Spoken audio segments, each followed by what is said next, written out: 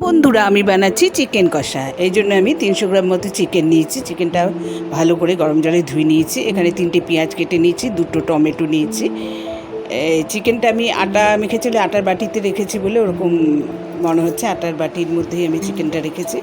ওর মধ্যে 2টো টমেটো দিলাম, পেঁয়াজ কাঁচা লঙ্কা দিলাম, 6-7টা কাঁচা লঙ্কা চিড়ে দিয়েছি, পেঁয়াজ দিয়েছি, ধনে গুঁড়ো, জিরে গুঁড়ো, কাশ্মীরি লঙ্কা গুঁড়ো, হলুদ,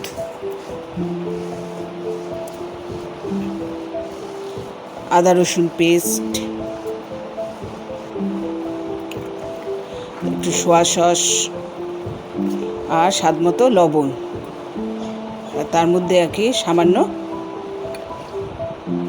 রিফাইন্ড অয়েল, সামান্য সাদা তেল দিয়ে দিলাম।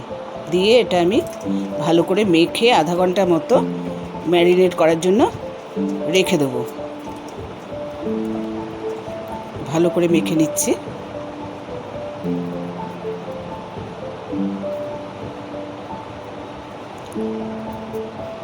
আপনারা দেখতে থাকুন কীভাবে বানাচ্ছি। এবার কড়াইয়ে তেল দিয়ে তেজপাতা, এলাচ, লং, দারচিনি, লাল লঙ্কা,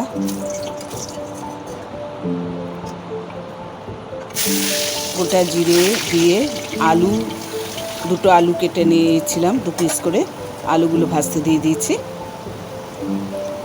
এভাবে করে খেয়ে দেখবেন এবং কমেন্টে লিখে জানাবেন কিরম লাগলো। দারুণ টেস্টি লাগে এটা খেতে।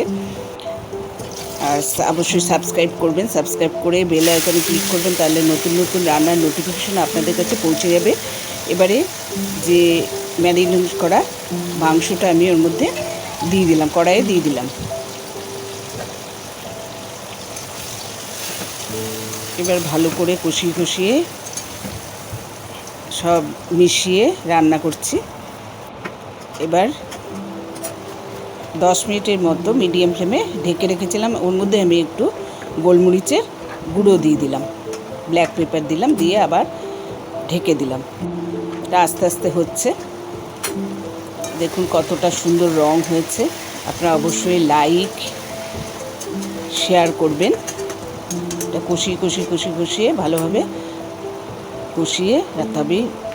যত কষিয়ে রান্না করব তত এটা টেস্টটা দ্বিগুণ হবে। এবার আমি এর মধ্যে গরম মশলাও দিয়ে দিলাম, দিয়ে ভালো করে সব মিশিয়ে দিচ্ছি। দিয়ে আবার কিছুক্ষণের জন্য মিডিয়াম ফ্লেমে ঢেকে দিয়েছি।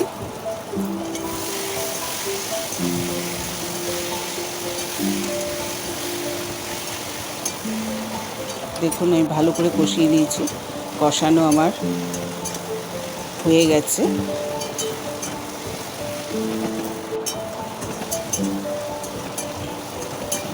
সুন্দর করে কষিয়ে নিয়ে তবে এটা খুব টেস্টি হয় খেতে।